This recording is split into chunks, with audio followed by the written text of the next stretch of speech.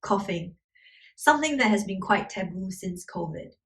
But coughing is actually a very important thing that we do to keep our lungs safe and healthy. When food or liquid goes down the wrong way, the natural and healthy response is to cough them out. However, after a stroke, it's common that patients lose their ability to feel anything going down the wrong way. This is bad news for everyone. The patient is likely to develop a chest infection, which prolongs their hospital stay, but also increases their risk of death. It also costs the health system a lot of money to manage the pneumonia. So, a cheap and handy little test has been developed to give us a way of identifying these patients. The cough reflex test. For this, we put a face mask on them and get them to inhale irritating mists of citric acid for 15 seconds.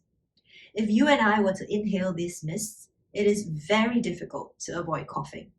So, when we come across a patient on the ward who doesn't feel a thing, alarm bells are ringing. But here's the problem. We all breathe so differently. I may breathe way faster and way more deeply than you do. Does that mean that perhaps you might need more of the mist than me to make you cough? Our current way of cough testing does not factor in if patients breathe in 4 times or 400 times. It makes sense that inhaling more citric acid would cause more irritation in our airway.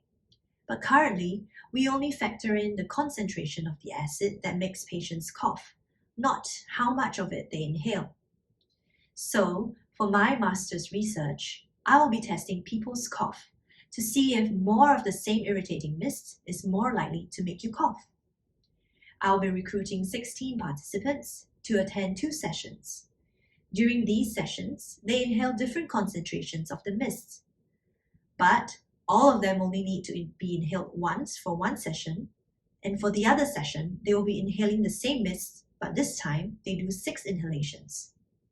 I'm then going to see if they cough at a much lower concentration when taking 6 inhalations, which we might expect given that they are breathing in a much larger amount. I can't wait for the results. This is really exciting because there hasn't been any research that looked into this before. If the number of inhalations does matter, we would need to change our clinical thinking, in that we need to relook at how we decide if a patient is at risk of pneumonia or not, which is really important, not just for the patient, but for our healthcare system as well.